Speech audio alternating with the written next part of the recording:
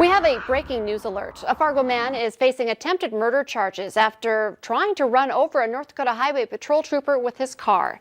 The Valley Today's Brian Sherrod joins us live in studio this morning with the latest on this breaking story. Good morning, Brian. And good morning, Lisa. Troopers say 26-year-old Andrew Booth was driving 95 miles per hour in a 55 miles per hour speed zone on I-94 when troopers tried to pull him over. They say Booth took off, going speed over 105 miles per hour. In the process, the chase was called off. As troopers were investigating Booth's home, he arrived at the house, trying to pull into his driveway. Authorities say Booth stopped and then quickly sped up and tried to hit one of their troopers.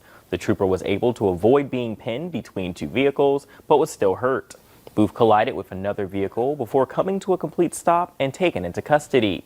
The Booth is facing a felony attempted murder charge along with misdemeanor reckless endangerment and fleeing charges. The trooper was treated and released from a Fargo hospital after the incident, and Booth is also being currently held in a Cass County jail, and those full details can be found on our VNL News app. Brian Sherrod reporting live in studio on this breaking story. Thank you.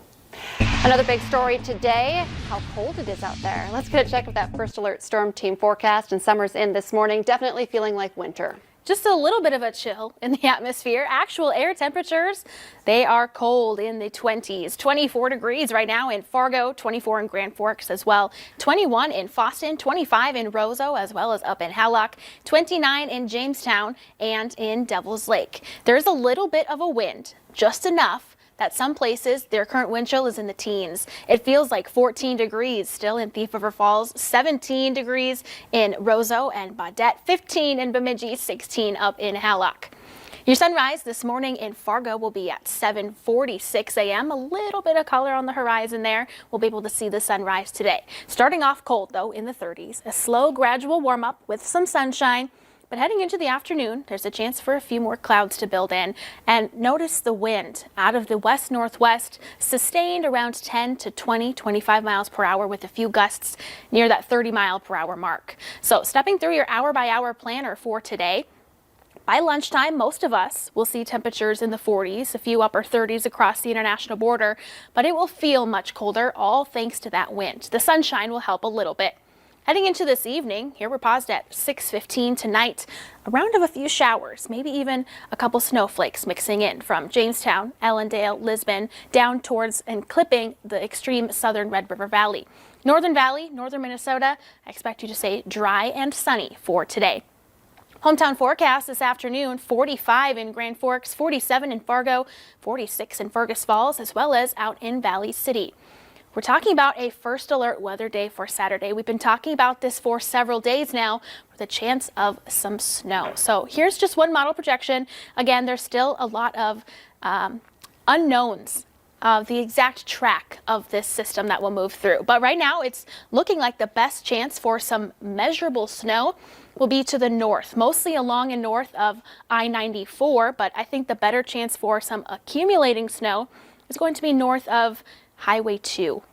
That moves all out by Saturday night, and we're looking around an inch or two for the purple shaded areas. Measurable a few inches of snow. Down in the southern Red River Valley, I don't think we'll get much. It'll mostly be in the form of rain, and any snow that does fall, I think it'll melt fairly quickly upon contact. Your 7-day planner, it all looks chilly. Windy today, breezy tomorrow, high temperatures all in the 40s, and those overnight lows sticking in the 20s. I wish I had some better news, but it's time to get out the winter jacket and maybe the hat and gloves for the kids at the bus stops as well. We like to fight it. I don't know why. I want to pretend winter's not coming, but it's just bundle pride. up. Thank you, Summer. 16 counties in North Dakota, including 3 from our area, Cass, Benson, and Dickey, are all moving from moderate to a high risk level for COVID-19. The governor is making changes to schools as well, but not what people were expecting. He's recommending keeping or bringing kids back to school 5 days a week to slow the spread of COVID. Many on social media are voicing concerns about sending kids back to class, but Governor Doug Burgum says schools are one of the safest places kids can be right now because of the high mask compliance. We know now from many studies, including one recently released with over 200,000 students, that the infection rates, schools are not turning out to be any kind of super spreader events that people thought they were. And so this is fantastic for our children.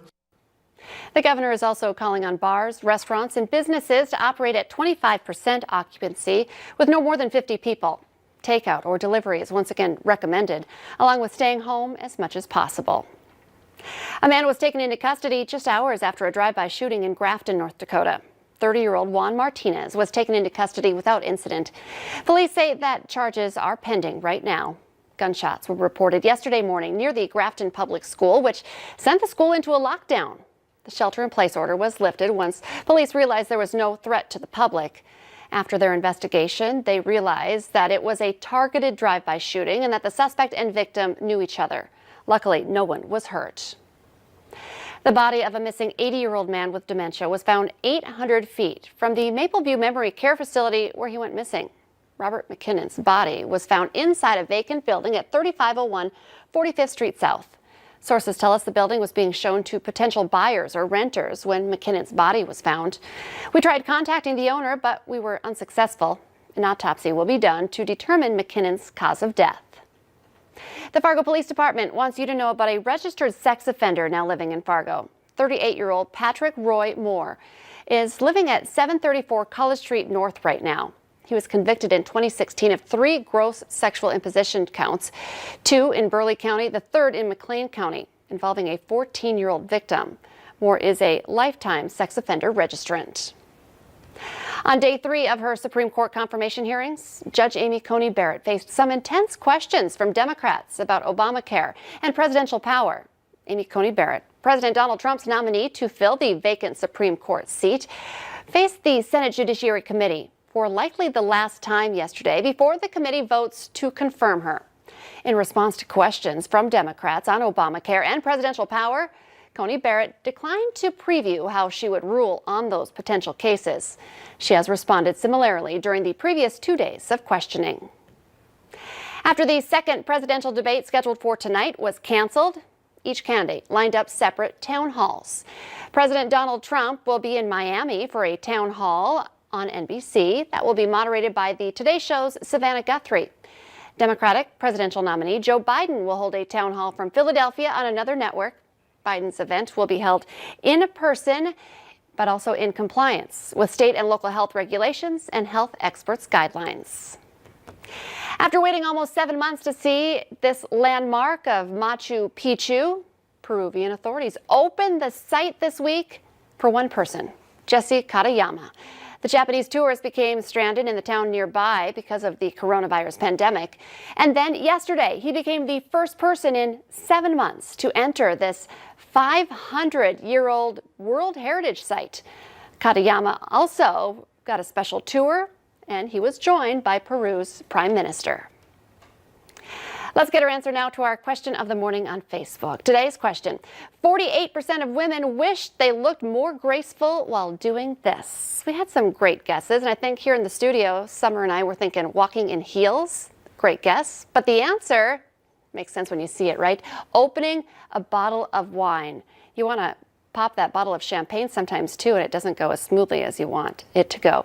Remember, you can play along every weekday morning by heading to our Valley News Live Facebook page. That's where we post the question every weekday morning.